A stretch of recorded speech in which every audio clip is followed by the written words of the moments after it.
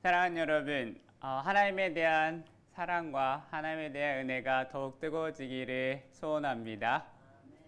오늘 시편 145편 저와 여러분이 다윗의 마음에 하나님을 향한 찬양이 가득합니다. 그리고 하나님을 향한 마음이 가득합니다. 1절과 2절에 이렇게 이야기하죠. 왕이신 나의 하나님이여 내가 주를 높이고 영원히 주의 이름을 송축할지로다. 2절에 내가 날마다 주를 송축하며 영원히 주의 이름을 송축할리로다라고 이야기합니다. 다윗은 하나님을 너무나 분명히 체험하고 깨닫고 하루하루 살아갑니다. 다윗의 고백과 다윗의 찬양은요, 하나님의 위대하심에 대한 고백으로 시작을 합니다. 그리고 3절에 이렇게 이야기합니다. 여호와는 위대하시니 크게 찬양할 것이라 그의 위대하심을 측량하지 못하리로라라고 이야기합니다. 다윗은 하나님의 위대하심을 실제로 알았고 믿었고 찬양하고 임재를 느꼈습니다. 그래서 그는 날마다 매일같이 하나님을 찬양하고 하나님께 기도하며 하나님을 영원히 찬양하며 살겠다라고 선포합니다. 사랑하는 여러분이요, 우리도 저와 여러분이 하나님의 위대하심을 체험을 하고 그 하나님을 다윗처럼 영원히 찬양하는 사랑하는 여러분이 되시기를 바랍니다. 이 고백이 끊이지 않기를 소원합니다. 이스라엘 백성들은요, 출애굽한 후에 끊임없이 하나님께 원망을 하고 불평을 했습니다. 아십니까? 그런데 모세는 단 한 번도 하나님을 원망한 적이 없습니다. 왜냐하면 모세는 하나님을 실제로 만났기 때문에 그렇습니다. 모세가 호렙산에서 하나님을 만났을 때 하나님은 모세에게 정확하게 이야기하셨어요. 출애굽기 3장 12절에 이렇게 이야기합니다. 내가 반드시 너와 함께 있으리라. 약속하셨습니다. 그 후에 모세는 완전히 달라졌어요. 하나님이 내가 너와 함께 하겠다라는 그 약속을 믿고 하나님을 체험한 사람과 하나님을 만나지 못한 사람은 다릅니다. 하나님을 만난 사람과 하나님을 만나지 못한 사람은 언어가 다르고 기도가 다르고 찬양이 다릅니다. 오늘 여러분 읽은 이 시편 145편을 기억하시면서 하나님이 어떤 분인지 다윗은 정확하게 이야기를 하고 있고 하나님에 대한 체험이 너무나 많다라고 이야기합니다. 그것이 오늘 여러분 읽은 8절과 20절에 계속 이야기해요. 하나님은 은혜로우셨다. 하나님은 자비로우시다. 하나님은 노하기를 더디하신다.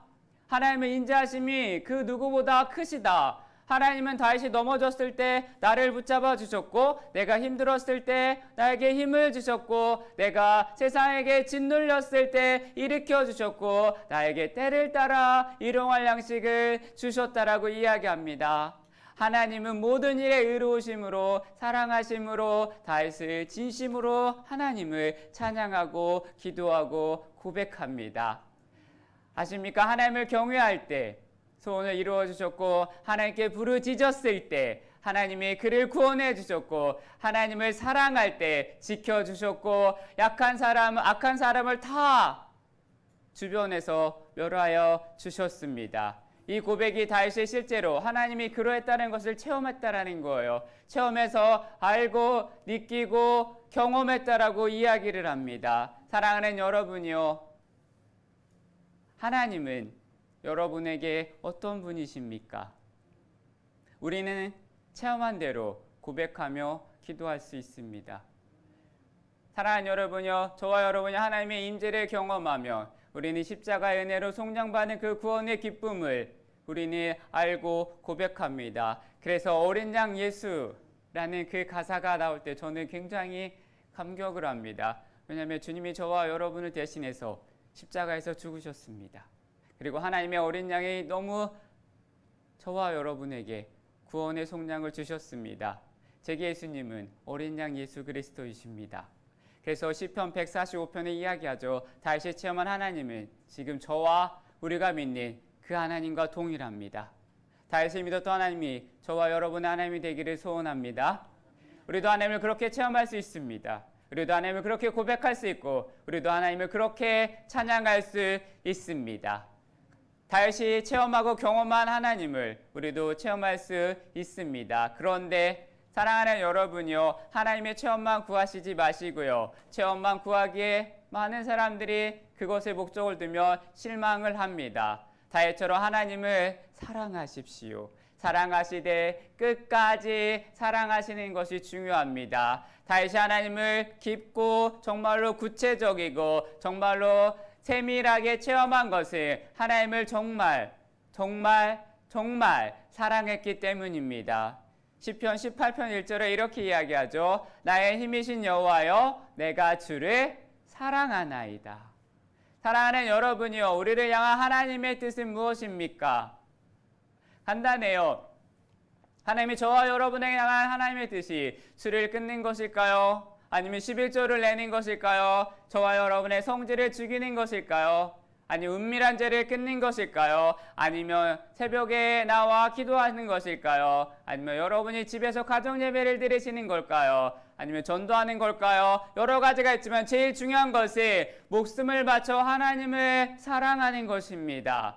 마태복음 22장 37절에 이렇게 이야기하죠. 예수께서 이르시되 내 마음을 다하고 목숨을 다하고 뜻을 다하여 주 너의 하나님을 사랑하라라고 말씀하셨습니다. 우리는 알아요. 이 말씀을 듣고 그거라고 알아요. 알지만 중요한 것은 하나님을 만나기를 원합니다. 그러나 중요한 것은 저와 여러분이 하나님을 끝까지 사랑하십시오. 하나님 여러분이 사랑하기를 원하십니다. 요한복음 14장 21절에 이렇게 이야기합니다. 나의 계명을 지키는 자라야 나를 사랑하는 자니 나를 사랑하는 자는 내 아버지께 사랑을 받은 것이요 나도 그를 사랑하여 그에게 나를 나타낼 것이다 라고 이야기합니다. 하나님께서 왜 저와 여러분에게 하나님을 사랑하라고 말씀하십니까? 시험이 많고 우리는 문제가 많고 이 세상을 우리가 정말로 행복하게 사는 것은 그것뿐입니다. 저와 여러분 지금 행복하다면 틀림없이 누군가를 사랑하고 있는 것입니다. 사랑하는 사람이 있으면 아세요? 잠에서 깰 때부터 행복합니다. 일을 해도 행복하고 밥을 먹어도 기쁘고 행복해요. 그렇게 힘든데도 묵묵히 일하는 분들을 보면 간단해요. 왜 그렇게 일합니까? 다 나의 사랑하는 자녀들 때문에, 자식들이에요. 아이들을 생각하면 우리는 시간을 내고 힘들어도 참고 벅차도 참고 시간이 없어도 시간을 냅니다.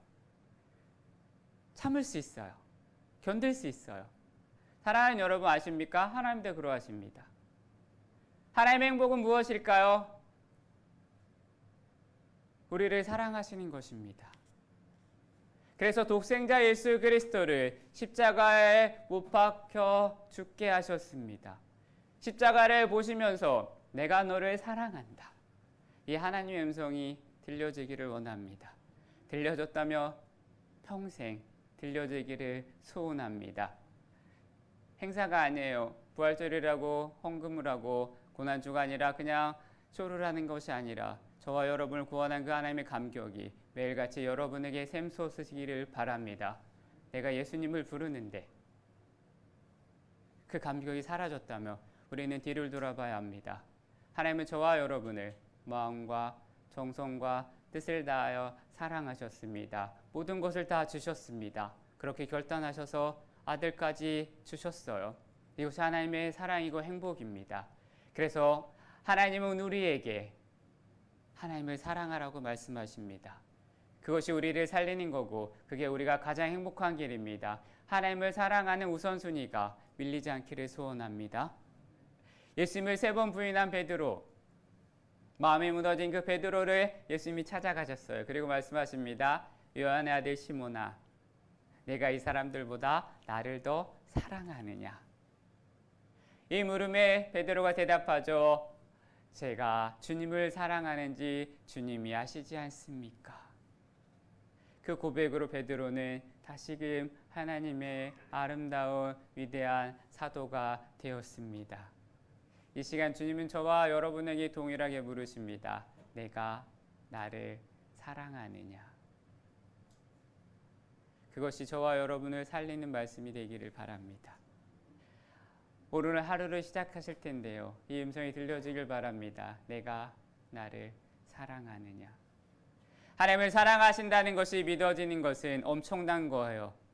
그러나 하나님을 사랑하는 것은 더 놀라운 능력입니다. 많은 예수 믿는 사람들이 하나님과의 뜨거운 사랑 안에 거하기 전에, 하나님과의 인격적인 교제가 있기 전에 사람들을 위한 섬김과 봉사와 사역에 뛰어들기 때문에 가끔은 시험에 빠지고 낭망하며 쉽게 넘어지고 탈진을 합니다. 사람을 섬기는 일은 두 번째입니다. 제일 먼저 할 것은 아십니까? 하나님을 사랑하는 것입니다. 그게 전제가 되지 않으면 여러분은 시험 들게 될 거고, 여러분은 상처받을 것이고, 여러분은 교회가 왜 이 모양이냐라는 말을 할 것입니다. 하나님을 뜨겁게 사랑하게 될 때, 그것이 계속 지금 유지되어 있을 때 사람을 섬기는 힘이 여러분에게 생길 것입니다.